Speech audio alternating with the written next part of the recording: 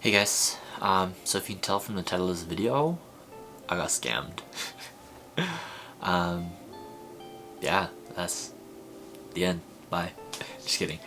I never thought I'd be one to like fall for those scams and like who falls for that. Like, obviously people do, and I feel bad that people are shitty in that sense that they have to deceive people like that. But I never thought I was one that I would fall for it.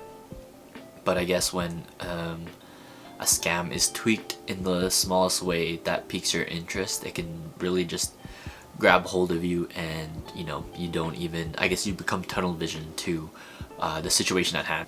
So basically what happened is this guy hit me up on Instagram because I buy, sell, trade, collect vintage clothing, and this guy hit me up on Instagram asking if I buy bulk, and a few people have hit me up about that, and I've been skeptical, so I never have really bought bulk ever. So this guy messaged me. I woke up one morning and he's like, oh, like, I have my phone here just so I can read the conversation. He was like, do you buy bulk? I was like, never have before, but I was open to it because I just want to see what people have and if they're legit and whatnot.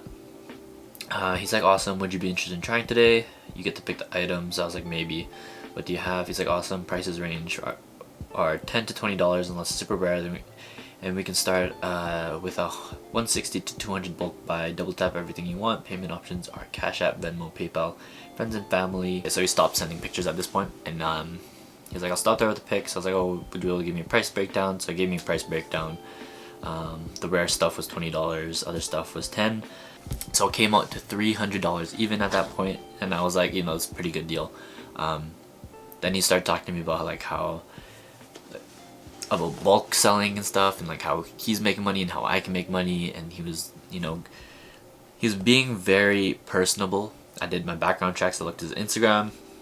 First red flag that should have happened, his Instagram was private, but I was like, oh, like, can you accept my request, because like I want to see what's up. Instagram seemed real. This is the point where I think my mind was already wrapped in trying to secure these items that I was missing some key points. So first, his Instagram was private.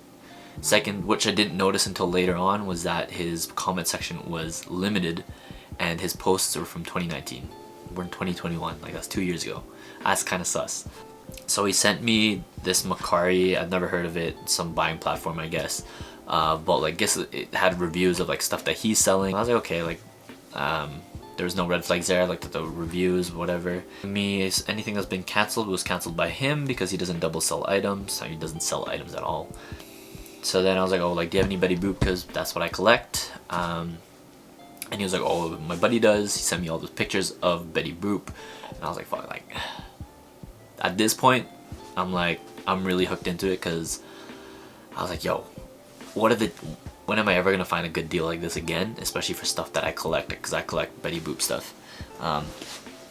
So fast forward, I give him like my information. We do it through PayPal, and okay, this is also my fault.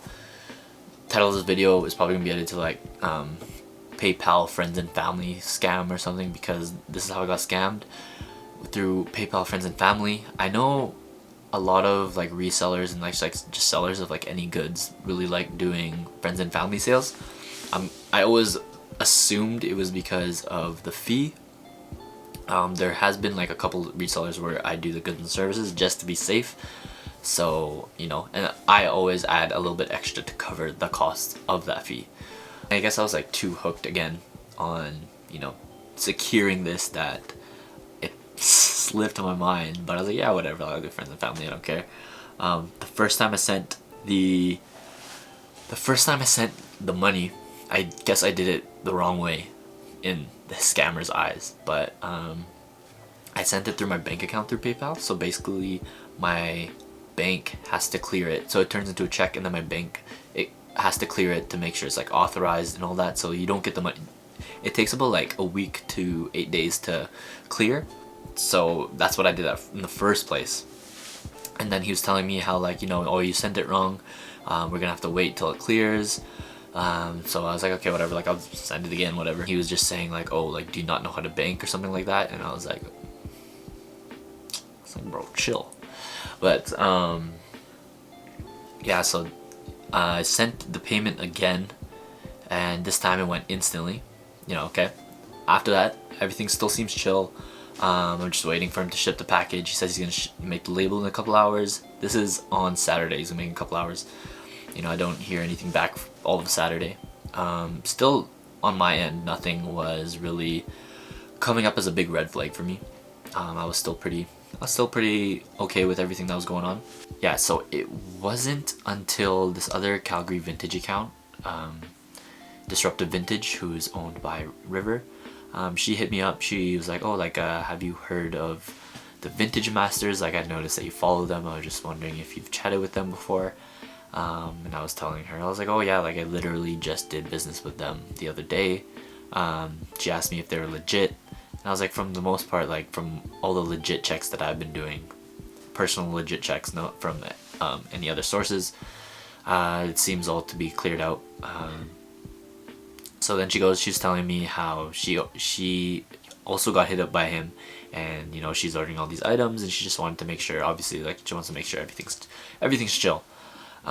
So we would talk a bit more, and then later on we came to the conclusion, or like we realized like, oh, let's cross-reference our items, because you know, if it's vintage, it's gonna be very rare for him to have like two of one item, you know. So if he's double selling, that is an immediate red flag. So cross-referencing items, and then the one thing that was like a big red flag for us was that he sold, again quotations, he sold me this Malcolm X sweater or t-shirt or whatever, and it was also in her pile. She hit him up and she was like, oh, like, sorry, my buddy, I got excited and showed my buddy, like, we noticed that there's some doubles, and you know, just clarifying that stuff. And he's like, oh yeah, like I have doubles in some stuff, but we still weren't like believing it, because we're like, that's a very slim chance that you're gonna have doubles of that. So that was an immediate red flag. Then once all these like red flags started coming up slowly, I would notice that his comment section was restricted. You know, his posts were old. Went deeper into the reviews on that Macari website, and all of them seemed kind of like fake. So internally, I was panicking. I was like, fuck, I already sent this guy my money. He already has my money. So if this guy is a scammer, like, well, I'm out of luck, basically. So in the meantime, like, I'm messaging him. I'm like, oh, like, can you send me the label? I don't hear back from him until like in the nighttime, and he was like, oh, like, sorry, I just got out of the hospital, I'll send it in the morning. I was like, okay. I was like, that's kind of weird, but you know, I'm not gonna question if someone's in the hospital, because I just hope they're okay. The next morning, I still haven't heard from him, and I was like, yo, can you make sure you send me a picture of the package and the shipping label when you ship, you know, because I just wanted proof that it was real. And you know, later on in the day too, like, I was talking with River again, and she was saying, I was telling her how like he's been like not replying to me that as frequently as before I sent him money, because you know, obviously he has my money now, so why does he need to talk to me? But and she was like, oh, like he's literally been messaging me all day because he's been trying to get me to buy. She was holding off for obvious reasons of like, you know, this guy's sus. So she was saying that, and I was like, what the hell, this guy. Then he messages me, and he was like, oh, like, I asked him, I was like, hey, if you can't ship it by the end of today, like, I just want a refund. And he replied a couple hours later, and he was like, oh, sorry, like, yeah, I can get you a refund. Sorry, I've just been in and out of sleep. I'm like, I showed her that message, and she was like, this guy's literally been messaging me this whole time. And I'm like, oh my god. So fast forward, I was like, hey, I know I'm holding on to this hope that he will give me a refund. Keep messaging him, he's not replying. I message him, I'm like, yo, like, are you gonna go through my refund or what? And he was like, oh, like, don't worry, like, I'll be able to ship it. I was like, I asked him about my refund again, and he was like, oh, we should be good, like, I'll be able to ship it out in the next 3 hours. And he's like, no need for a refund, but I'll refund you, because that first payment, like I mentioned at the beginning of this video, that first payment is still pending at that time. So he's like, oh yeah, like, I'll be able to give you a refund. So that's what he was implying to. And I was like my full refund? And he's like, no, don't worry, like, I'll be able to ship it out. And I'm like, okay, whatever.